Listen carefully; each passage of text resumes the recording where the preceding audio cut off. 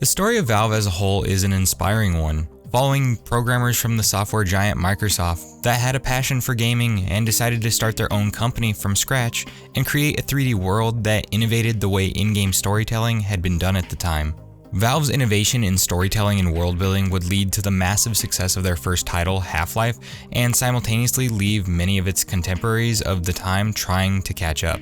Now 25 years later, Valve has become a software and tech giant themselves, with multiple games created and published, the world's biggest digital PC game store, and hardware to support it all. However, the Half-Life franchise remains the crowning achievement for many who look at Valve as a game developer still. While most of us eagerly hope for Half-Life 3 to one day come, Valve actually did release a third Half-Life game, a PC virtual reality exclusive that follows Alyx Vance trying to rescue her father from Combine forces. Half-Life Alyx may be the most tragic game I've ever played as a Half-Life fan, but not for the reason you may think.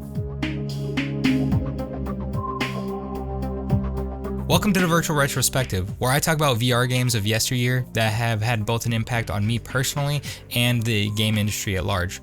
Games that, as the VR industry continues to grow, I hope find new audiences to enjoy them. However, today we have to start earlier though, and if you're a 90s kid like me, you remember the impact that Half-Life had on gaming. I personally was unable to play it until the PS2 version came along because the only computer that we actually had in our house growing up was a shared family PC that honestly struggled to play the Clue Finder games. So when the time finally did arrive, I couldn't have been happier to be playing on PlayStation 2. Not only being able to experience the interesting world of Half-Life, but in a much less socially connected world, being able to play split-screen deathmatches with friends and family was an absolute blast. In the meantime, over at Valve, the sequel to Half-Life was underway, this time in their new Source engine, which allowed for leaps of innovation over the original game. Once again, I was kinda late to the proverbial party, due in part to only having a PlayStation 2 at the time, and Half-Life 2 was only launching on Xbox and PC this time around. So with a heavy heart, not being able to enjoy the innovative sequel, and only around 6 months later, I was moving away from my childhood hometown and family to a whole new state, it was a tumultuous time in my life.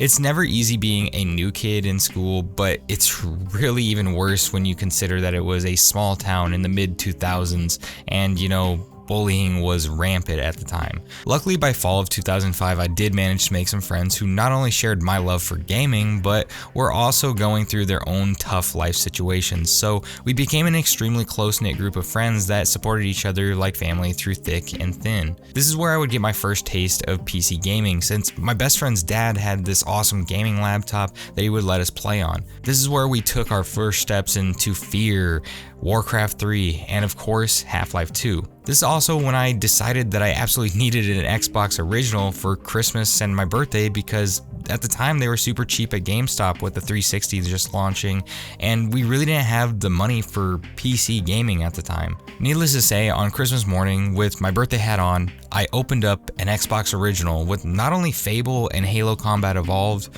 but Half-Life 2. At that point, I was literally just like, screw the birthday cake, screw the mistletoe, I want to hook up that Xbox, and once again, I was just blown away by the way in which the world felt. Announcements screaming, Welcome to City 17. The subtle feeling of an oppressed society and families that had been ripped apart, and if you don't comply with the Combine version of order, you'll be dealt with harshly. All of this being told not through mindless exposition and cutscenes, but rather context clues and listening to people you see in the world. The facial animation and graphics for the time on Xbox hardware was simply breathtaking.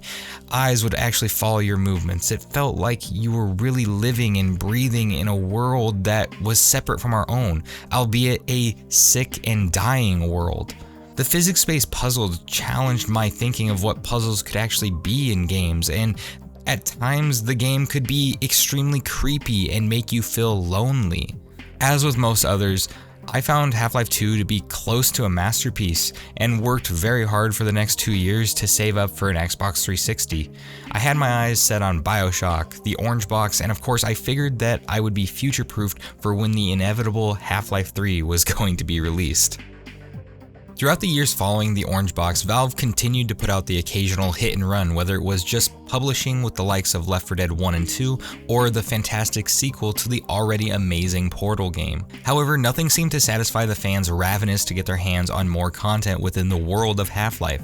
Similar to how now we are seeing the constant rumor mill of Silent Hill reboots or remakes, many times rumors of Half-Life 3 being in development broke out. One rumor even talked about it being a game that was meant to more accurately bridge the universe of Portal and Half-Life together, some sort of crossover aside from just the little Easter eggs that could be found in the Portal games. However, year after year, fans were met with disappointment, with no sequel in sight. During these long years absent of fresh blood in the franchise, I was just growing up, I guess, getting new tastes in gaming and being introduced into the massive world of online connectivity. This was a really fun time for gaming, but it was also leading into what I considered the dark ages, which is sadly still here and present. And I'm talking about the hyper-connected worlds of live services. There's nothing wrong if you enjoy these types of games, heck, even I do from time to time, but the aggressive monetization that started to occur in games was just starting to be a major turnoff for me personally. Plus, around the time Destiny 1 launched, I was pretty poor, working for minimum wage at Walmart and living with my girlfriend. And we were pregnant. However, there was some pretty cool stuff coming into the world of gaming, and for me, it was the prospect of virtual reality.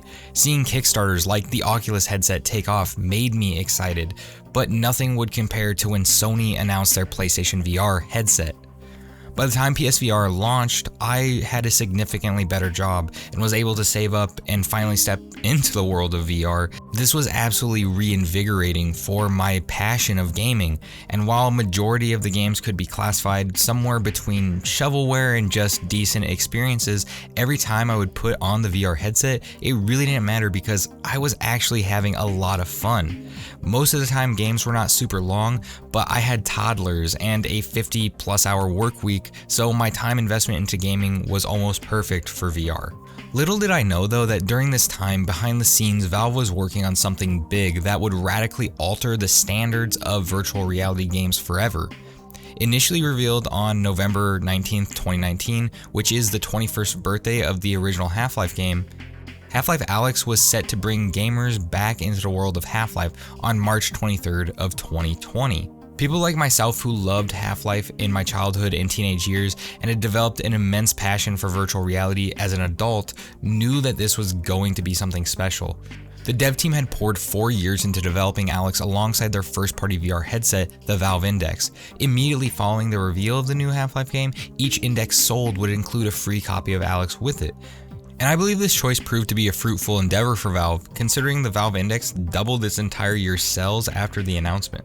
People were getting excited to play this game, and fans of virtual reality were asking if this could be the game that set up the VR landscape for mainstream success. You see, while VR did witness an explosion of popularity in 2020 and 2021 due to the Quest 2 launching and becoming the dominant household headset, VR was and still even is a relatively niche marketplace.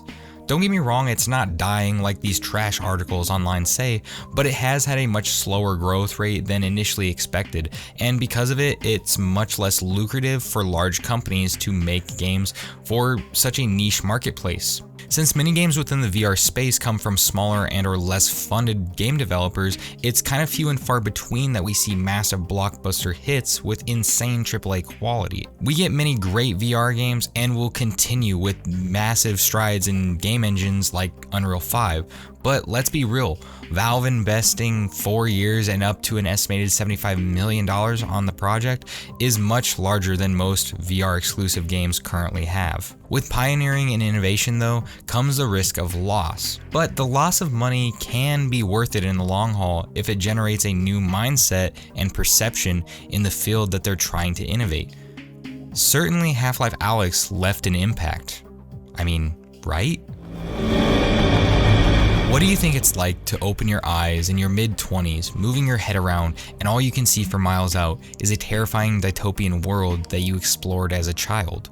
With visual acuity that looks borderline uncanny valley, reflections in the water, light rays in the TV screens, birds in the sky, and terrifying striders traversing the city. I can tell you that for me, it's almost as if I'm in the Matrix and my brain is connected to some kind of computer interface where I'm able to explore a world of extra-dimensional occupation, horrific experiments, and grotesque mind control, all while being completely unaware that I'm within this Matrix. If it's not abundantly clear, the game looks so magnificent that it's pretty startling, and while it is relatively straightforward from a gameplay perspective, it features pretty much every element that made the first 2 games in the franchise so amazing. The world building is intriguing with lots of visual and environmental storytelling. In fact, this is the exact type of storytelling that lends itself so well to virtual reality.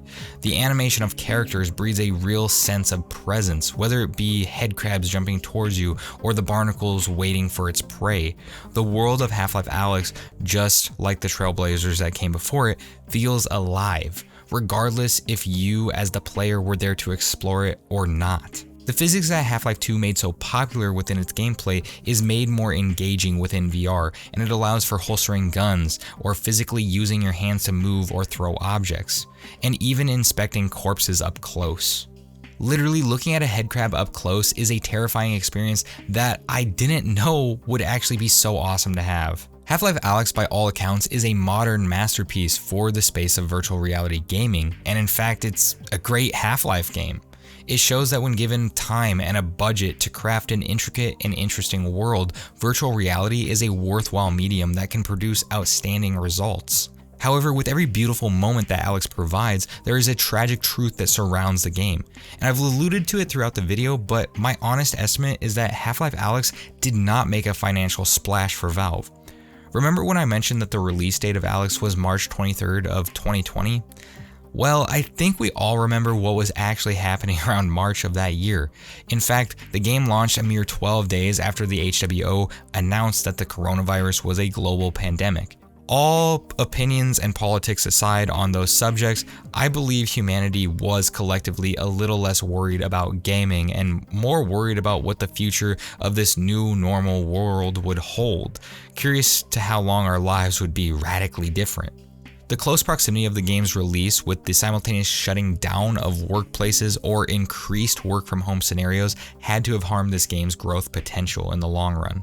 For me personally, my work never completely shut down, but my hours were significantly reduced, so spending extra money to get a PC VR headset for one game honestly wasn't even on my mind at the time. So as if my life is a mystical clockwork pattern, once again, I was late to the Half-Life party. The next wave of harm to befall not only this game, but PC gaming in general, was the massive silicone shortage.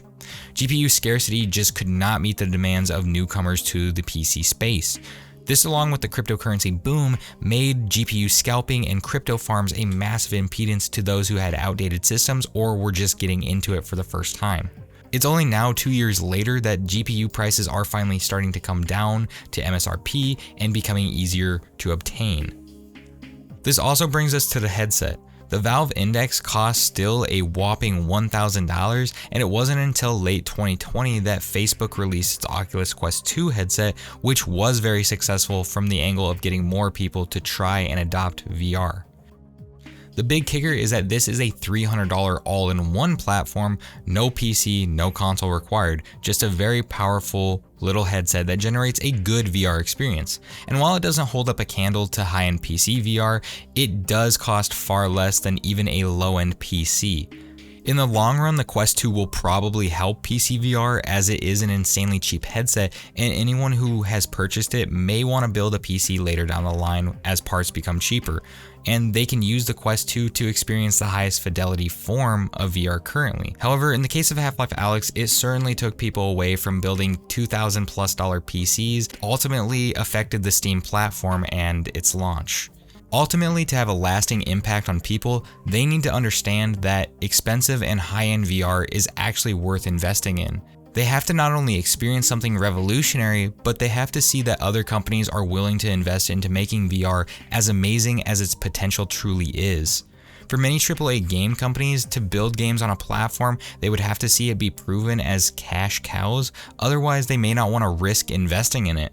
And as you can tell, this can create a double-edged sword for a platform.